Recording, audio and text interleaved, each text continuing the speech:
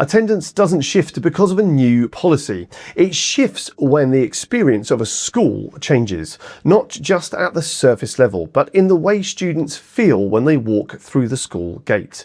Because once that changes, attendance follows. Compliance can give you a short-term spike in attendance stats, but culture gives you sustained improvement. And in complex schools, sustained improvement is, of course, what matters. If you're listening and thinking about your own school setting here, well, there are 3 questions to reflect on that I'd offer you as simple advice. Do students feel known in our school? Are our attendance conversations consistent and respectful? And is leadership visible in a way that builds connection? Because if those things are not in place, no amount of tracking will solve the attendance problem. Before we dive back in, I want to say something to head teachers listening. Attendance rarely improves through effort alone. It improves through clarity, discipline systems, and strong leadership alignment. Most leaders I speak with are working incredibly hard already. So if attendance still feels fragile in your setting, you can apply for the Senior Attendance and Leadership Review. It starts with a short strategic assessment. Eligible leaders are then invited to claim a fully funded strategic review process, typically valued at £1,000 for your school. This includes an on-site local visit, a detailed school-specific report, a follow-up strategy session, and a suite of practical leadership tools designed to help you move from reflective pressure to a clear and sustainable plan. If that would be useful in your context, you can apply now through the link in the show notes or by scanning the code on screen. And now, back to the episode.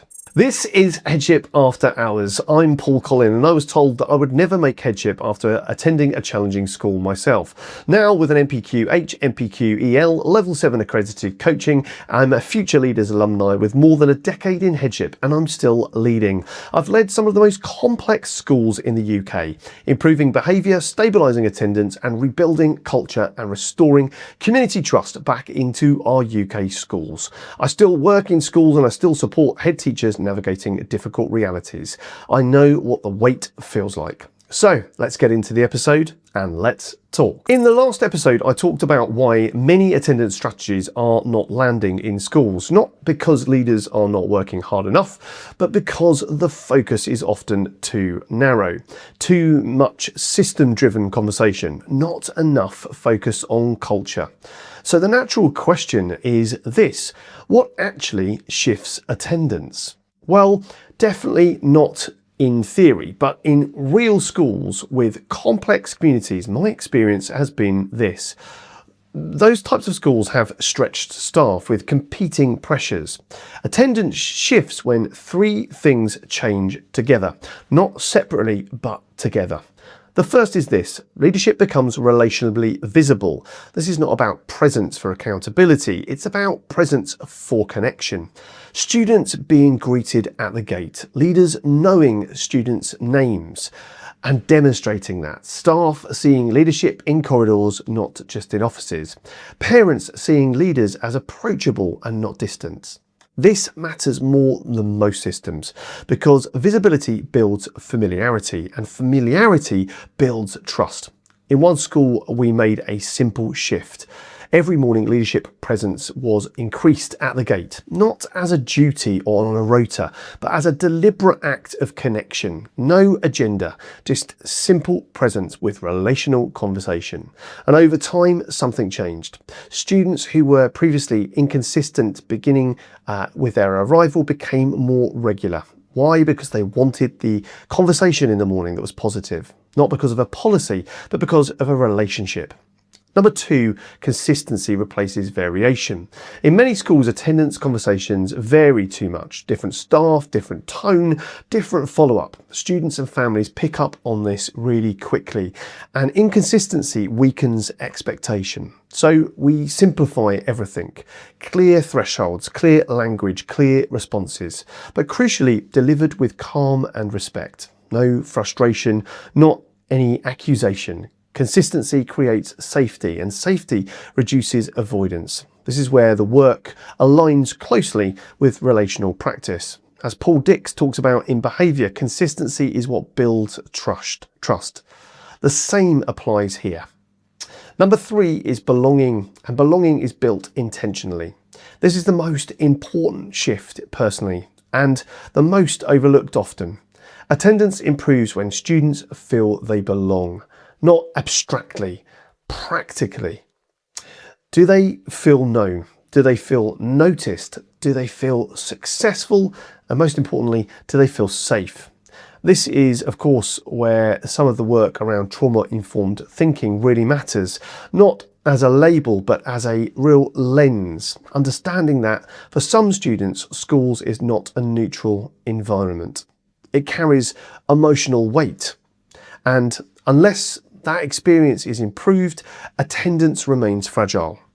In practice, this meant small but powerful shifts, staff greeting students consistently, recognising effort, not just achievement, reducing public confrontation and increasing private support, building predictable routines, not dramatic change, intentional culture. And here's the key point. None of these things sit inside an attendance policy. They sit inside leadership practice. That is why attendance is not just a system issue. It is a leadership issue, because leadership shapes the environment that students are deciding whether to attend. There's something else definitely worth saying here.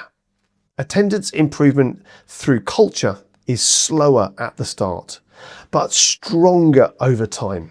Compliance can give you a short-term spike in attendance stats, but culture gives you sustained improvement.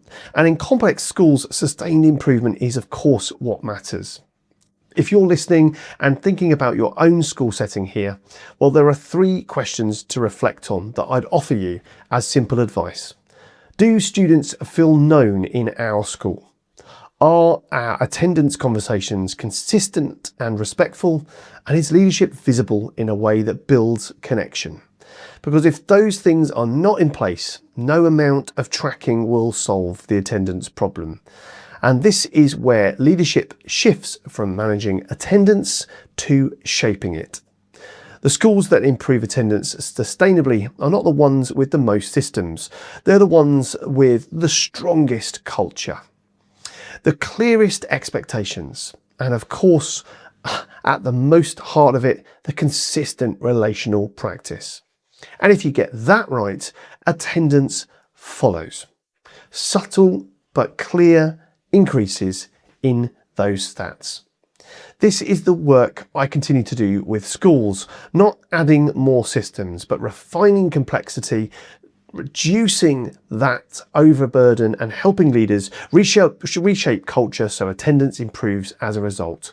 Because once you see attendance through this lens, you stop chasing it. And of course, you start building it. If something in this episode resonated, well, sit with it for a moment. Leadership is not meant to be carried in silence.